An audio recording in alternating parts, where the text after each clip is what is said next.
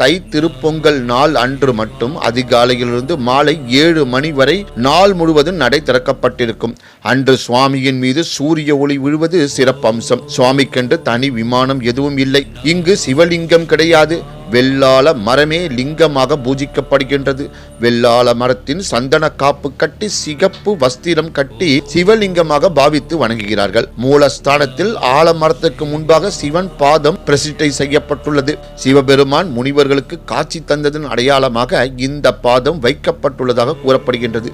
இந்த கோவில் திங்கட்கிழமை இரவு 10 மணிக்கு நடை திறக்கப்பட்டு சுவாமிக்கு 11 மணிக்கு அலங்காரம் நடைபெறுகின்றது.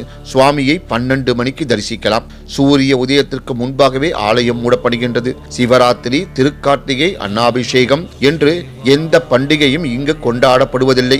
இங்கு சிவனாக கருதப்படும் ஆலமரத்து இலையே பிரசாதமாக கருதப்படுகின்றது. பக்தர்கள் இந்த இலையை வீட்டில் கொண்டு வைத்தால் ஐஸ்வர்யம் பெருகும் என்றும், விவசாய நிலத்தில் இட்டால் விவசாயம் பெருகும் என்றும் சொல்லப்படுகின்றது.